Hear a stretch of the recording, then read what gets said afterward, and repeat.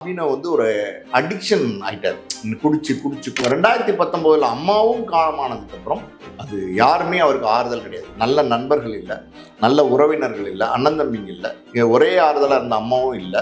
So அப்படி இருக்கும்போது தனித்து விடப்பட்டார். அம்மா உணவகம்னு இருந்துச்சு இல்லையா, இப்போ கூட இருக்குது. அதில் தான் போய் காலையில் ஒரு 5 ரூபா கொடுத்து இட்லி சாப்பிட்றது, அது நாள் ஃபுல்லாக அந்த இட்லியோடு இருக்கிறது, தண்ணியை குடிச்சிட்டு படுக்கிறது. ஸோ இந்த நோய் இருக்குது பார்த்தீங்களா, இது வந்து உங்களுக்கு ஜாஸ்தி பண்ணிக்கிட்டே போகும். சினிமா ஸ்கொயர் நேயர்களுக்கு வணக்கம். நான் உங்கள் அஷ்ரஃப். இன்று நம்மோடு இருப்பது தயாரிப்பாளர் ஆஸ்கர் பாலாஜி பிரபு அவர்கள். சார், இப்போ அபிநய் அப்படின்னு ஒரு நடிகர், 44 வயசு தான் ஆகுது, திடீர்னு மரணம். அதாவது உடல் நலம் சரியில்லாமல் தான் இருந்தார். ஆனால் அவரை மீட்டு கொண்டு வரதுக்கு பாலா மாதிரி நடிகர்கள் நிறைய பேர் என்னென்னமோ முயற்சி பண்ணாங்க. ஆனால் அப்படி இருந்தும் மரணிச்சிருக்காரு. சார், என்ன நிலவரம்? இந்த காரணம் என்ன அப்படின்னா குடி தான். அதாவது வந்து படங்கள் அவர் முதல்ல துள்ளுவதோ இளமை படத்தில் நடித்தார். தனுஷ் அவரும் 2 பேர் நடித்தாங்க. டபுள் ஹீரோ சப்ஜெக்ட் தான் அது. ஆக்சுவலி அது எல்லாருமே வந்து காலேஜ் ஸ்கூல் ஸ்டூடெண்ட்ஸாக நடிச்சிருப்பாங்க. ஷெரின்னு கூட அதில் நடிச்சிருப்பாங்க. ஸோ அந்த படத்தில் நடித்தப்போ அந்த படம் ரிலீஸ் ஆனதுக்கப்புறம் அது மிகப்பெரிய வெற்றி படம். அதுக்கப்புறம் பார்த்தீங்கன்னா தனுஷை விட இவர் தான் ஒரு பெரிய கதாநாயகனாக வருவார். ஏன்னா காரணம் வந்து ஒரு நல்ல சாமிங்காக இருப்பார், நல்ல ஒயிட்டாக இருப்பார், குட் லுக்கிங்காக இருப்பார். ஸோ இவர் ஒரு பெரிய ஹீரோவாக வருவார் அப்படிங்கிற ஒரு எக்ஸ்பெக்டேஷன் வந்து பெருசாக இருந்துச்சு சினிமா இண்டஸ்ட்ரியில். அதனால் தொடர்ந்து நிறைய படங்கள் வந்து புக் பண்ணாங்க அபிநய். ஆக்சுவலி வந்து பார்த்திங்கன்னா அந்த காலத்துலலாம் சம்பளங்கள் 2 லட்சம் 3 லட்சம் அப்படி தான் இருந்திருக்கும். ஸோ ஒரு 25,000 50,000 அப்படி பார்த்திங்கன்னா ஒரு 10 ப்ரொடியூசர்ஸ் கிட்ட வந்து அட்வான்ஸ் கொடுத்தாங்க. அபிநய் வந்து பார்த்திங்கன்னா அடுத்து இம்மீடியட்டாக செலக்ட் பண்ண படம் வந்து பார்த்திங்கன்னா ஜங்ஷன் ஒரு படம். அந்த படம் வந்து பார்த்திங்கன்னா இதே மாதிரி ஒரு யங்ஸ்டர் படம் தான். ஆனால் அது பெருசாக ஒர்க் அவுட் ஆகலை. பெரிய அளவில் தோல்வி படம். இன்னும் சொல்லப்போனால் நான் கேள்விப்பட்ட தகவல் எல்லாம் என்னென்னா, அந்த படம் ரொம்ப மோசமாக இருந்துச்சு அப்படின்னு சொல்லிட்டு பல இடங்களில் ஸ்க்ரீனே கூட கிழிச்சாங்க, தேட்டரில் வந்து சேரெல்லாம் உடைச்சாங்க அப்படின்னு சொல்லி நான் தகவல் கேள்விப்பட்டிருக்கேன். ஸோ அந்தளவுக்கு ஒரு மோசமான தோல்வி படமாக போனதுனால அவரை வச்சு அட்வான்ஸ் கொடுத்த அந்த தயாரிப்பாளர்கள் எல்லாமே அடுத்து அவரை வச்சு படம் பண்ணுறதுக்கு தயாராக இல்லை. யாருமே வந்து அந்த அந்த அட்வான்ஸ் போனால் போட்டும், நம்ம படம் பண்ண வேண்டாம் அப்படின்னு சொல்லிட்டு ஒதுங்கிட்டாங்க. ஸோ இப்படி ஒரு சூழ்நிலையில் அவருடைய கேரியர் வந்து பெரிய கேள்விக்குறியாச்சு. அது காரணம் என்ன அப்படின்னா, ஒரு தவறான கதை தேர்வு, தவறான இயக்குனர் தேர்வு, தவறான தயாரிப்பாளர் தேர்வு. ஒரு மிகப்பெரிய வெற்றி கிடச்சிருச்சு அப்படின்னும் போது அதை தக்க வச்சுக்கிறதுக்குன்னு ஒரு போராட்டம் இருக்குது. அதை பண்ணலை. அது காரணம் இன்னொரு விஷயம் என்னென்னா, பெருசாக ஒரு கைடன்ஸ் இல்லாமல் இருந்திருக்கலாம். ஒரு ரொம்ப சின்ன வயசு, ஒரு 20-21 வயசில் பக்குவங்கள் ரொம்ப கம்மியாக இருந்திருக்கலாம். இப்போ இந்த பக்கம் பார்த்தீங்கன்னா தனுஷ் வந்து பார்த்தீங்கன்னா அதுக்கப்புறம் காதல் கொண்டேன், திருடா திருடி அப்படி நிறைய படங்கள் வெற்றி படங்கள் அமைஞ்சது. அது காரணம் வந்து கஸ்தூரி ராஜா, அங்கே வந்து பார்த்தீங்கன்னா இயக்குனர் செல்வராகவன் இவங்களாம் இருந்ததுனால ஒரு பேக்கப் இருந்துச்சு, ஒரு கைடன்ஸ் இருந்துச்சு. சரியான வழிமுறையில் கொண்டு போனதுனால தனுஷை விட பெருசாக வருவார் அப்படின்னு பேசப்பட்ட அபிநய் வந்து டோட்டலாகவே படங்கள் இல்லாமல் போயிட்டார். தனுஷ் ஒரு பெரிய கேரியரை ரீச் பண்ணிட்டார். காரணம் வந்து கைடன்ஸ் தான். ஸோ இப்படி இருக்கிற சூழ்நிலையில் பார்த்தீங்கன்னா அடுத்து என்ன செய்கிறதுன்னு தெரியாமல் இருக்கும்போது சில விளம்பர படங்கள் வருது. அதாவது வந்து ஒரு கார்ப்பரேட் கம்பெனி அவங்களாம் இந்த மாதிரி ஆட்களை வச்சு எடுப்பாங்கன்னா எடுக்க மாட்டாங்க. சின்ன சின்ன விளம்பர படங்கள்லாம் நிறையா வரும், நம்ம பார்த்துருப்போம். அப்பாஸ் கூட பார்த்தீங்கன்னா ஒரு காலகட்டங்களில் பெருசாக மார்க்கெட் இல்லாமல் இருந்தப்ப அவர் கூட விளம்பர படங்கள் நடித்தார். ஸோ அந்த மாதிரி வர விளம்பர படங்களில் வந்து ஒரு 10-15 நடித்தார். அதில் வந்து சம்பளங்கள் 1 லட்சம் 2 லட்சம் அப்படி தான் ஏதாவது கொடுக்கப்பட்டிருக்கலாம். ஏன்னா 1-2 நாள் தான் விளம்பர படங்கள் எடுப்பாங்க. ஸோ அதுவே பெரிய சம்பளம் தான். அதனால் வந்து அதை வச்சு அவருடைய அன்னைக்கு சர்வேகள்னு ஒன்று இருக்கு இல்லையா, அதை தான் அவரால் பார்த்துருந்துருக்க முடியுமே தவிர பெருசாக வந்து ஒரு லைஃப் ஸ்டைலை மெயின்டைன் பண்ணுறதோ எதுவுமே பண்ணியிருக்க முடியாது. ஆனால் தொடர்ந்து வந்து பார்த்திங்கன்னா விடாமுயற்சியாக வந்து தொடர்ந்து படங்கள் ட்ரை பண்ணிட்டே இருக்காரு. எப்படியாவது மறுபடியும் அந்த விட்ட இடத்த பிடிக்கணும் அப்படின்னு ட்ரை பண்ணுறாரு. இந்த சினிமா பொறுத்த வரைக்கும் எப்படின்னா, ஒரு மார்க்கெட் ஒன்று இருக்கும்போது அதை வந்து நீங்கள் வந்து தக்க வச்சு சஸ்டெயின் பண்ணி அடுத்தடுத்து போனீங்கன்னா தான் அந்த வெற்றி வந்து உங்களுக்கு நிரந்தரமாக நிற்கும். நீங்கள் கிடைச்ச வெற்றியை கையிலேருந்து விட்டுட்டிங்கன்னா மறுபடியும் அதை விரட்டி பிடிக்கிறதுங்கிறது ரொம்ப ரொம்ப கஷ்டம். யாராவது 1-2 பேருக்கு தான் அப்படி அமையலாம். அந்த மாதிரி வந்து அபிநவுக்கு அமையலை. ஸோ இதனால் டிப்ரெஷன் போகிறாரு. பொதுவாகவே இந்த மாதிரி நடிகர்கள், இயக்குனர்கள், தயாரிப்பாளர்கள், சினிமா நடிகைகள் இன்னும் பல பேர் வந்து சினிமா துறையில் வெற்றி காண முடியாது அப்படிங்கிற ஒரு ஸ்டேஜ் வரும்போது அவங்க வந்து இந்த மாதிரி மது, வேற கஞ்சா பழக்கம் என்று மற்றும் பல தீய பழக்கங்களுக்கு அடிமையாடுறாங்க. எதுவுமே நீங்கள் வந்து எப்படின்னா ஒரு பழக்க வழக்கம் அப்படிங்கிறது வந்து ஒரு ஸ்டேஜுக்கு மேலே போனீங்கன்னா அடிக்ஷன் ஆயிடுச்சுன்னா அதுலேருந்து நீங்கள் வெளில வர்றது ரொம்ப கஷ்டம். அந்த மாதிரி பார்த்தீங்கன்னா அபிநவ் வந்து ஒரு அடிக்ஷன் ஆகிட்டார். குடிச்சு குடிச்சு குடிச்சு அதாவது தனக்கு ஒரு பெரிய வாழ்க்கை கிடைச்சிச்சு, பெரிய ஓப்பனிங் கிடைச்சிச்சு, ஒரு பெரிய நட்சத்திர அந்தஸ்து கிடைச்சிச்சு. ஆனால் அதில் தக்க வச்சுக்க முடியலையே அப்படிங்கிற ஒரு வருத்தத்தில் தொடர்ந்து வந்து இது குடிக்கிறது, கெட்ட பழக்கங்கள் அடிமையானதுனால அவருடைய லைஃபே வந்து ஒரு சிக்கலான சூழ்நிலைக்கு போயிடுச்சு.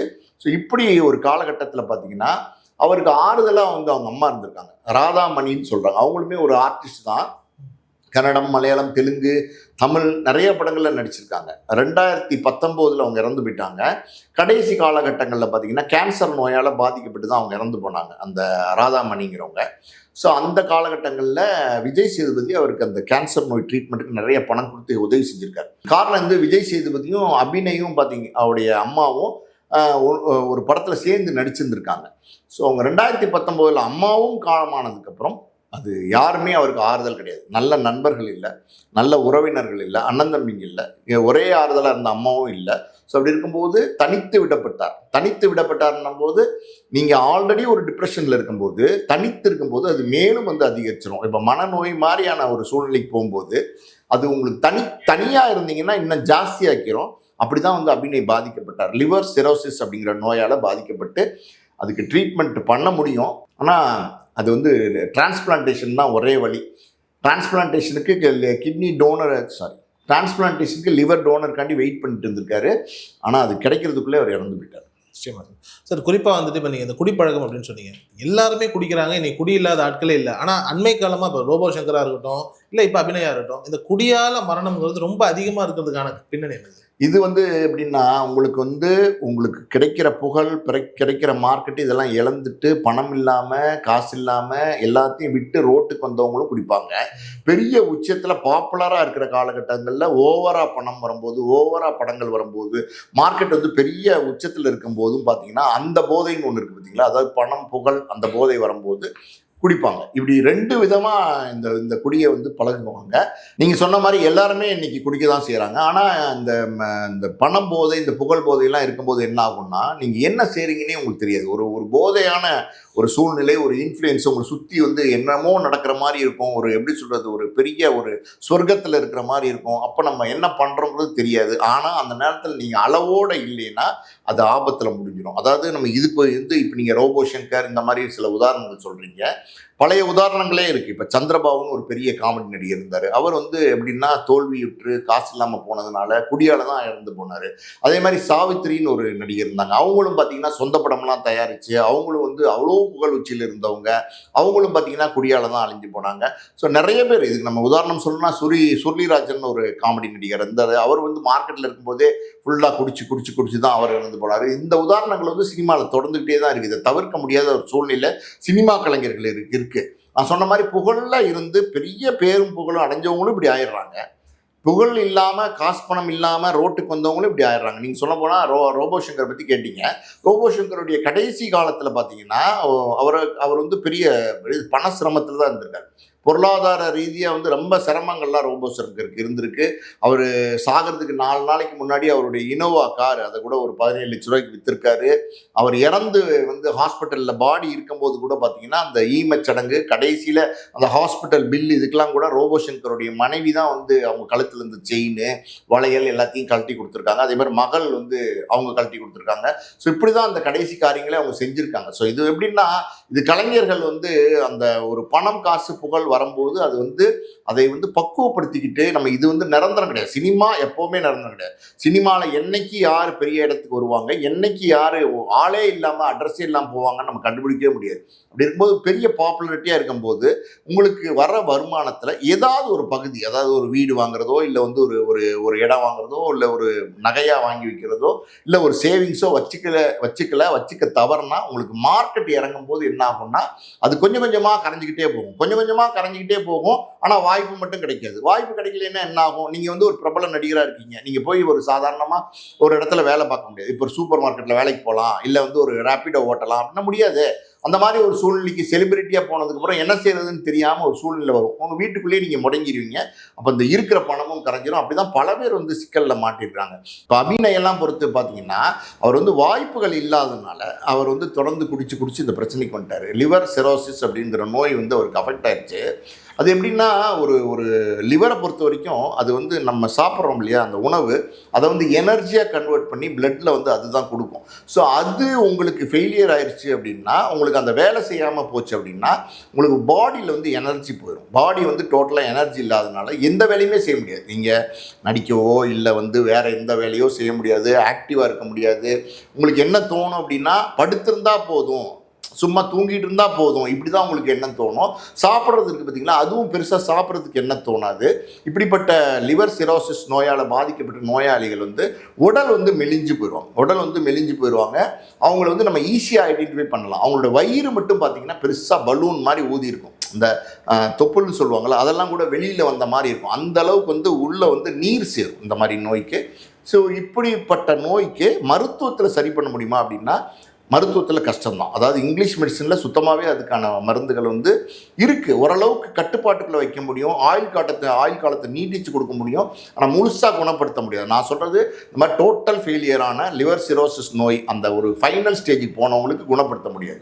அதுக்கு ஒரே வழி வந்து டிரான்ஸ்பிளான்டேஷன் தான். டிரான்ஸ்பிளான்டேஷன்லேயும் நீங்கள் பார்த்தீங்கன்னா இந்த லிவர் டிரான்ஸ்பிளான்டேஷன் வந்து ரொம்ப காம்ப்ளிகேட்டடான டிரான்ஸ்பிளான்டேஷன். இப்போ கிட்னி மாதிரி டிரான்ஸ்பிளான்டேஷன் பண்ணும்போது 198% 97% வந்து எப்படி சக்ஸஸ் ரேஷியோ இருக்குது, பொழைச்சிருவாங்க நோயாளிகள். ஆனால் இங்கே இந்த லிவர் சிரோசிஸ் நோய் இருக்கிறவங்க எப்படின்னா 100 பேருக்கு இந்த ஆப்ரேஷன் பண்ணாங்கன்னா அதில் வந்து 3 பேர் தான் பொழைப்பாங்க. மீதி 97-98% வந்து இறந்துருவாங்க. அது வந்து சக்ஸஸ் கிடையாது. அந்த சக்ஸஸ் ரேஷியோ ரொம்ப ரொம்ப ரொம்ப கம்மி. நம்ம இந்த சக்ஸஸ் ரேஷியோவில் பொழைச்ச ஒருத்தரை நடிகரே நம்ம உதாரணமாக சொல்லணும் அப்படின்னா சிறுத்தை சிவா இருக்கார் இல்லையா, அவருடைய தம்பி பாலா, உங்களுக்கு தெரியும், நடிகர். அவர் வந்து இந்த வீரம் படத்தில் கூட அஜித்தோட 4 அண்ணன் தம்பிகளோட அவரும் ஒருத்தரை நடிச்சிருப்பார். அவர் தமிழில் தான் அறிமுகமானார். அவர் இப்படி தான் இளமை காலங்கட்டெல்லாம் அறிமுகமாகி எப்படியாவது பெரிய நடிகராக வரணும்னு ட்ரை பண்ணுறாரு. அடுத்தடுத்து படங்கள் நடிக்கிறாரு. பெரிய வெற்றிகள் அவருக்கு தமிழில் கிட்டலை. அதனால் அவர் வந்து மலையாளத்துக்கு போகிறாரு. அங்கே வந்து சின்ன சின்ன கதாபாத்திரங்கள் நடிக்கிறாரு. ஆனால் அங்கே வந்து மலையாள நடிகர்களுக்கு அவர் பிடிச்சி போயிடுது, மலையாள மக்களுக்கு அவர் பிடிச்சி போயிடுது. தொடர்ந்து பார்த்திங்கன்னா மம்முட்டி, மோகன்லால் இல்லை பெரிய நடிகரோடையெல்லாம் வந்து பேர் பண்ணி நடிக்கிறாரு. அதாவது கூட நடிக்கிற ஒரு நடிகராக நடிக்கிறாரு. நிறைய படங்கள் அவருக்கு வருது. மலையாளத்தில் ஒரு நல்ல நடிகராக வந்து அவர் ஒரு பாடகி திருமணம் செஞ்சுக்கிட்டாரு.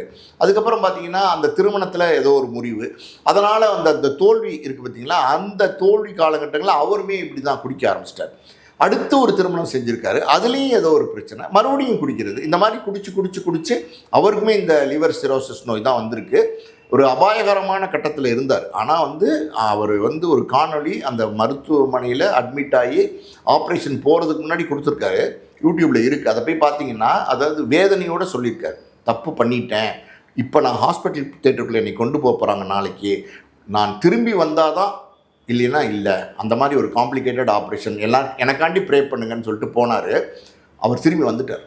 அவருக்கு குணமாயிடுச்சு. அவர் இப்போ 3வது மனைவி கூட கல்யாணம் பண்ணி நல்லா இருக்கிறார் இப்போ. அதாவது இது வந்து ஒரு சிலருக்கு ரேராக மெடிக்கல் மிராக்கிள் மாதிரி 1-2 பேருக்கு சக்ஸஸ் ஆகிடும். பொதுவாக இந்த ஆப்ரேஷன் பண்ணுறவங்க வந்து இறந்து தான் போவாங்க, ஃபெயிலியர் தான். அந்த டோனர்லாம் கிடைக்கிறதுங்கிறது அவ்வளோ சாதாரணம் வர கிடையாது. ஸோ அப்படி தான் டோனர்காண்டி வெயிட் பண்ணிட்டு இருந்தார். தொடர்ந்து ட்ரீட்மெண்ட் எடுத்துகிட்டு இருந்தார். பணம் இல்லை, காசு இல்லை.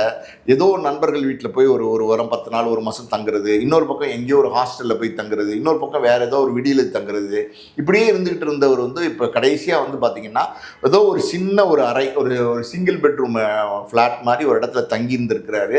அங்கே வந்து பார்த்தீங்கன்னா தனுஷ் இதை கேள்விப்பட்டு அவர் 5 லட்சம் கொடுத்துருக்காரு. கேபி பாலா போய் பணம் கொடுத்துருக்காரு. இப்போ வந்து ஹாஸ்பிட்டலில் 2-3 நாளைக்கு முன்னாடி கிரிட்டிக்கல் ஆனதுக்கப்புறம் அட்மிட் பண்ணாங்க இல்லையா, அப்போ கூட தனுஷ் தான் வந்து பண உதவிகள்லாம் கொடுத்துருக்காரு. ஸோ சினிமா சார்ந்த பிரபலங்கள் இல்லாமல் அவரே ஒரு காணொலி 1 மாதத்துக்கு முன்னாடி கொடுத்துருக்காரு. அதில் என்ன சொல்லியிருக்காரு அப்படின்னா, உலகளவில் எனக்கு உதவி செஞ்சாங்க ரசிகர்கள், அதான் சினிமா. அந்த சினிமா அப்படிங்கிறது அதுதான். அந்த சினிமாவில் நீங்கள் ஒரு இடத்துக்கு வரலைன்னா, அது வந்து அந்த இடம் கிடைக்கலைன்னா அடுத்து என்ன பண்ணுறதுன்னு ஒரு நகர்வு இருக்குது. அதுதான் வாழ்க்கை, அதோட முடிஞ்சு போச்சுன்னு நினச்சி பல பேர் வந்து முடிச்சுக்கிறாங்க வாழ்க்கையை, இப்படி குடிச்சு அழிச்சு. அப்படி இல்லாமல் அடுத்து என்ன பண்ணலாம் அப்படின்னு நினச்சி நீங்கள் ப்ரொசீட் பண்ணி நீங்கள் போனீங்கன்னா உங்களோட வாழ்க்கை வெற்றிகரமாக அமையும். அதுக்கு நம்ம உதாரணமாக சொல்லணும்னு வச்சுக்கோங்க, நம்ம அப்பாஸே சொல்லலாம். அப்பாஸை பொறுத்த வரைக்கும் பார்த்தீங்கன்னா இப்படி தான் பெரிய வெளிச்சம் கிடச்சிச்சு. 20-22 படம் கம்மிட் ஆச்சு. 1-2 தோல்வி படங்களுக்கு அப்புறம் பார்த்தீங்கன்னா அவருக்கு தொடர்ந்து தோல்வி படங்கள் வர ஆரம்பிச்சதுனால அவரை வச்சு அட்வான்ஸ் கொடுத்த யாருமே அவரை வச்சு படம் எடுக்கலை. ஸோ இந்த சூழ்நிலையில் இவர் தான் அப்பாஸும் தான் ஆடெல்லாம் நடித்தார். ஒரு பாத்ரூம் கிளீனிங் ஆடையெல்லாம் நடித்தார் இல்லையா. அதுக்கப்புறமும் வாய்ப்பு கிடைக்கல அப்படின்னும் போது ஒரு முடிவு எடுக்கிறார். அதாவது நம்ம வேறு ஏதாவது பண்ணலாம், பிழைக்கலாம் அப்படின்னோடனே நியூசிலாண்டுக்கு ஒரு ஆப்பர்ச்சுனிட்டி கிடைக்குது. அது ஒரு முயற்சினால தானே கிடைச்சிருக்கும், சும்மா இருந்தால் கிடைச்சிருக்குமா. ஸோ அந்த முயற்சி எடுத்து குடும்பத்தோடு போகிறார். பொண்டாட்டி பிள்ளைங்களோட அங்கே போய் செட்டிலாரு. பசங்க படிக்கிறாங்க. இவர் வந்து பெட்ரோல் பங்க்கில் பெட்ரோல் போடுறாரு, மெக்கானிக்காக இருக்கார், கார் துடைக்கிறாரு, சூப்பர் மார்க்கெட்டில் வேலை செய்கிறாரு. பண்ணுறாரு, எல்லா வேலையும் பண்ணுறாரு. ஆனால் கௌரவமாக பண்ணுறாரு. ஒரு மனிதன் உழைத்து சம்பாதிக்கிறான், ஏமாற்றி சம்பாதிக்கல, ஃப்ராடு பண்ணல, திருடல, கௌரவமாக சம்பாதிச்சு குடும்பம் பொண்டாட்டி பிள்ளைங்களோடு இன்றைக்கி வந்து நியூசிலாண்டில் ஒரு நல்ல நிலைமையில் இருக்கார். பெரிய கோடிகளில் பணம் இல்லாமல் இருக்கலாம், எது வேணால் இல்லாமல் இருக்கலாம், ஒரு டீசன்ட் லைஃப் ஸ்டைலு இன்றைக்கி நல்லா இருக்கார். அந்த மாதிரி தான் ஒரு பிரச்சனை, ஒரு கஷ்டம், ஒரு வாய்ப்பு கிடைக்கல அப்படின்னா அதை வந்து இந்த மாதிரி பாசிட்டிவ் வேல நம்ம யூஸ் பண்ணணும். அப்பாஸ் நம்ம ஒரு உதாரணமாக சொல்லலாம். இந்த மாதிரி வந்து நோய் வாய்ப்பட்டு ஆப்ரேஷன் பண்ணி பொழைச்சி வந்ததுக்கு பாலா உதாரணமாக சொல்லலாம். பட் எல்லாருக்கும் எல்லாமும் நடந்துருது இல்லையா? இந்த மாதிரி வந்து இந்த தாய் இறந்ததுக்கு அப்புறம் ரொம்பவும் டிப்ரெஷன் ஆகிட்டார் போல.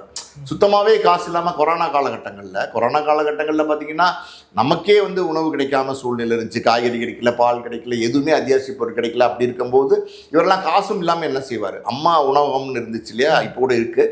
அதில் தான் போய் காலையில் ஒரு 5 ரூபா கொடுத்து இட்லி சாப்பிட்றது, அது நாள் ஃபுல்லாக அந்த இட்லியோடு இருக்கிறது, தண்ணியை குடிச்சிட்டு படுக்கிறது. ஸோ இந்த நோய் இருக்குது பார்த்தீங்களா, இது வந்து உங்களை வந்து ஜாஸ்தி பண்ணிக்கிட்டே போகும். இது வந்து குணப்படுத்தணும் அப்படின்னா கொஞ்சம் ஹெல்த்தி ஃபுட் சாப்பிட்டிங்கன்னா கூட ஓரளவுக்கு நீங்கள் அது முழுசாக குணமாகாது, இருந்தாலும் வந்து அது ஒரு ஸ்டேபிளாக நீங்கள் வந்து மெயின்டைன் பண்ணலாம். அதுக்கான சூழ்நிலையும் இல்லாமல் இருந்திருக்கு. ரொம்ப ஒரு கஷ்டமான சூழ்நிலையில் தான் இருந்திருக்கிறார் கடைசி காலகட்டங்கள். நிச்சயமாக சார். இப்போ சினிமாவை பொறுத்த வரைக்கும் ஒரு சில கலைஞர்கள் அப்படியே நலிந்து அப்படியே ஒரு நிலைக்குள்ளே வந்துருவாங்கன்னு வைங்களேன். இப்போ அந்த மாதிரி உதாரணங்கள் எடுக்கணும் அப்படின்னா இப்போ வந்துட்டு அபிநயம் எடுத்துக்கலாம். ஆனால் இதை தாண்டி இப்போ ஒரு டைமில் வந்துட்டு இப்போ மணிகண்டன் பாய்ஸில் ஒருத்தர் நடித்தார். அவரும் ஒரு கட்டத்தில் வந்துட்டு பீக்கில் இருக்கிறார். அதாவது வந்துட்டு நிறைய பெண்கள் சொல்கிறாங்க, நிறைய விஷயங்கள் சகவாசங்கள்லாம் நடக்குது. ஆனால் ஒரு டைம் மேலே யாருமே இல்லை அப்படியே நொடிச்சிடுறாங்க. அபிநய்க்கும் அதே மாதிரியான ஒரு நிலை ஒன்று உருவாகுது. இப்படி ஒரு விஷயம் ஒன்று நடந்துக்கிட்டே இருக்குது. இதுக்கு வந்துட்டு ஒரு உதாரணமாக ஐ படத்தில் கூட சார், அந்த விக்ரம் வந்துட்டு பெரிய மாடல் ஆகும்போது இன்னொரு மாடல் கீழே சரிஞ்சிக்கிட்டே வரும். அவர் வந்துட்டு ரொம்ப நலிஞ்சு கொண்டுட்டு, பெரும்பாலும் இவங்க எல்லாமே வந்துட்டு நல்ல ஒரு ஃபேர் லுக்கிங்.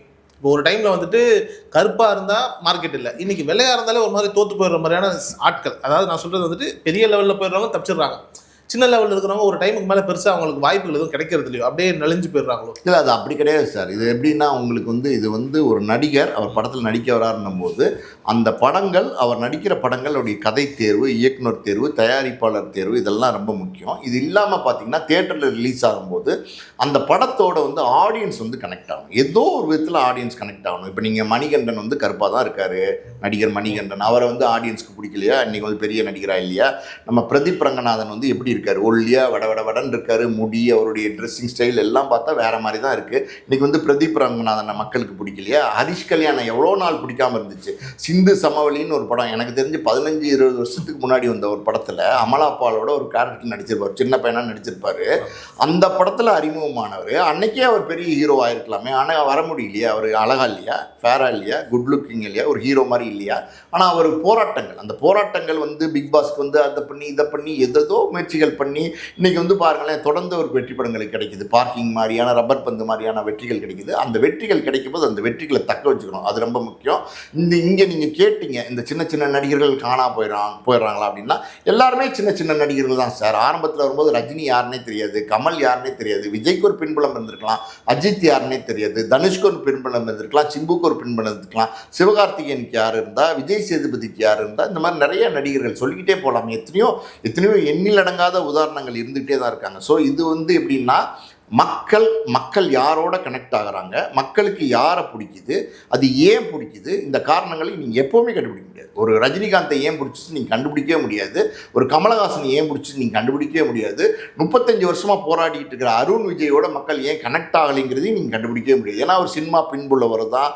அவங்க அப்பா விஜயகுமார் வந்து ஒரு நடிகர் தான், அவங்க அம்மா வந்து ஒரு நடிகை தான் மஞ்சுளா. எல்லாம் இருந்தும், எல்லா விதமான தொடர்புகளும் இருந்தும், எல்லா இயக்குநர்களையும் அவங்க அப்பாவுக்கு தெரியும், எல்லா தயாரிப்பாளரும் அவங்க அப்பாவுக்கு தெரியும். இது இருந்தும் வந்து வர முடியாமல் இன்றைக்கும் போராட்டமே பண்ணிட்டு இருக்காரு. இன்றைக்கும் போராடிட்டு தானே இருக்கார். அருண் விஜய் வந்து ஒரு பெரிய மார்க்கெட்டபிள் ஸ்டார் அப்படின்னா கிடையாது. சம்பளங்கள் இன்றைக்கி வாங்குறாங்க, எல்லா நடிகர்களுமே இன்றைக்கி சம்பளம் வாங்குறாங்க. நேத்திக்கு அறிமுகமான கவின் கூட எனக்கு வந்து 6 கோடி கொடுங்கன்னு கேட்குறாரு, அது வேற கதை. ஆனால் வந்து ஒரு நடிகனாக வந்து மக்கள் அங்கீகரிச்சாங்களா அப்படின்னா கிடையாது. சிவகார்த்திகேயன் வந்து ஒரு 12-13 வருஷத்தில் இவ்வளோ பெரிய உச்சத்துக்கும் உயரத்துக்கும் இன்னைக்கு 75 கோடி ரூபா சம்பளம் வாங்கக்கூடிய ஸ்டாராக எப்படி வந்தார்? பிரதீப் ரங்கநாதன் இன்னைக்கு எப்படி இவ்வளோ பெரிய ஸ்டாராக வந்தார்? லவ் டுடே, டிராகன், டியூட் எல்லாமே 100 crores கிளப்பில் இணைஞ்சிருக்கு, எப்படி வந்தார்? அதாவது என்ன கேட்டிங்கன்னா, ஒரு நடிகன் என்பவன் அவனுடைய உழைப்பை போட்டாலும், என்னதான் நீங்கள் கடுமையாக உழைச்சாலும், சினிமாவை பொறுத்த வரைக்கும் அந்த நட்சத்திர அந்தஸ்துக்கு உயரணும், மக்களால் கொண்டாடப்படக்கூடிய ஒரு நாயகனாக மாறணும் அப்படின்னா அதுக்கு மக்கள் உங்களோட கனெக்ட் ஆகணும், மக்களுக்கு உங்களை வெறித்தனமாக பிடிக்கணும். எப்படி விஜய் போகிற இடங்கள்லாம் இவ்வளோ கூட்டம் வருது? ஏன் போகுது? ஏன் இவ்வளோ கூட்டம் வருது? பிடிக்குது, மக்கள் பிடிக்குது. நீங்கள் எப்படி ஏன் பிடிக்குதுன்னு நீங்கள் கேட்கவே முடியாது. அவங்க பிடிக்குதுங்க, அவங்கள வெறித்தனமாக பார்க்கணும்னு ஆசைப்படுறாங்க. அதான் அந்த கனெக்டிவிட்டி வரணும். அது எல்லாரும் கிடைக்காது. அதாவது சினிமாவில் வர்ற எல்லாருமே 1,00,000 பேர் வந்தாங்கன்னு வச்சுக்கோங்களேன், அதில் 100 பேருக்கு தான் இந்த வெளிச்சம் கிடைக்கும். 1,00,000 பேர்ல 100 பேருக்கு தான். நிச்சயமா ரொம்ப சிறப்பாக சொன்னீங்க சார். இப்போ அருண் விஜய் மாதிரி நிறைய உதாரணங்கள் சொன்னீங்க இல்லையா? இப்போ அருண் விஜய், ஹரிஷ் கல்யாண் இவங்களுக்குலாம் ஒரு போராட்டம் இருந்துகிட்டே இருக்கு. ஆனால் அழகா இருக்காங்க.